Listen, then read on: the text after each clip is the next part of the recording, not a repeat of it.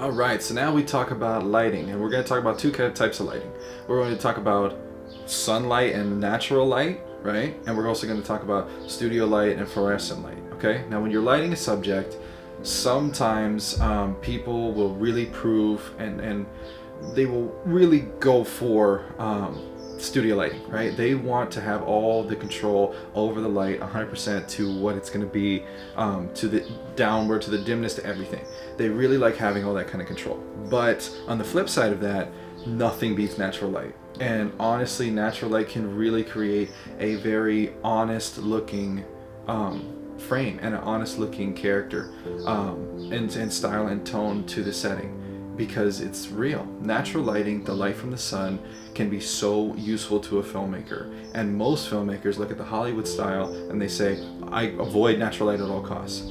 It's not like that, and you shouldn't do that, especially because you don't have the studio lights and the studio capabilities to be able to have all of those lights and intricacies and all those kind of things and all that special stuff that Hollywood does. Natural light will still beat those out if you use it properly. So using natural light, using haze, using different things to really kind of accent, using bounce boards, using mirrors, using reflective, surfaces can really help to accent a scene if you know what you're doing, if you experiment. Whereas when you're working on a set that's enclosed and with that lighting setup, you now have to create all of those. So think about it like that. When you're doing it with natural light, you are editing. Okay, because you're editing the light, because that is the sun. You can't really dim the sun or change the sun, so you're editing that light. Whereas when you're doing it on your own, you're having to create that light. It's the difference between a plug-in and creating it yourself. So the benefits are to both, okay? There really are. But if you have the ability to use natural light, with me, I always say to go for the natural light, just because it is so much easier. You have something you can work with, and you can really kind of play around with stuff. And now the other thing is that natural light changes, and changes on a whim. Sometimes a cloud will go over it, and now that whole lighting setup is very, very different. Or it's too bright, it's too much, it's too pinpointed, whatever it's going to be, it can be something. So that's why it's got to be edited, it's got to be tweaked around. If there's too much overcast and it's constantly changing so much, you might need to change to indoor lighting, and you might need to do that. So let's say that you have a full light kit set up. You have a full light kit set up. Now you can prepare your shots ahead of time to the nth degree. You can do overheads and mapping and designing and set all of that stuff up before you ever get onto the film set, just simply by visiting the location and then also really looking at that setup and saying, how do I gotta light this? How do I want to do this? I have this light that'll do this light that'll do that, this light that'll do this. And you can literally design how you're going to do it, and you should do that kind of stuff. Now let's say that you have not that many lights. Let's say that you possibly have only lighting like this. If your lights are only like this, and this is what you have to work with, right? And you're shooting inside, now you need to work with your framing, okay? Because this is only going to be a certain amount of light. Let's see, this thing's even on. Pink. Okay, cool. This is only going to have this amount of light, right? So now when I put this light on, I need to change my frame and my image and my stuff based upon this light.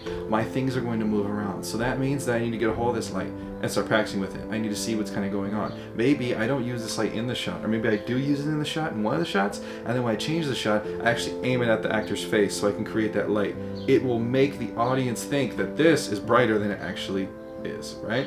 So there are different things that you can use in different tools, but now it changes. If it's natural, you're editing that light, you're trying to kind of create something by using that light source and directing it in different ways. When you're creating the light with all of your lights set up, now you can create it and play with it and set up exactly how you want. When you're using lights that are not necessarily designed for what you're trying to do, and when you have to work with them, then you need to actually work with them. You need to try things out, you need to be creative and experimental.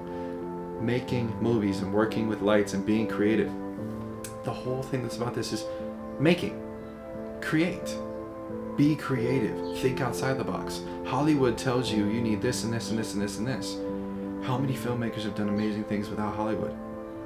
Robert Rodriguez, El Mariachi. I mean, there's just so many different things. When you look at Jaws and you look at, Steven Spielberg, and you're seeing how they made that work. Hollywood said it needed to be made a certain way. That way didn't work. Star Wars, when you're looking at, George Lucas, Star Wars They didn't have the technology for that. They had to be creative. The problem nowadays is that everybody thinks they need to emulate somebody else. It's always about the trend. It's always about hopping on this and hopping on that, hopping and being like this and being like that. Be you. Create something that's different. You want to try something. You want to do something that's unique. It's unique, which usually means nobody's done it before. Or if you really do believe that nobody's done it before, you're lying. You really are. Because yeah, maybe they did that scene before and they've done a scene like that, but they haven't done it with what you have. They haven't done it with what that person is, and they haven't done it in that time frame, in that zone, in what's happening in life and in reality at that moment.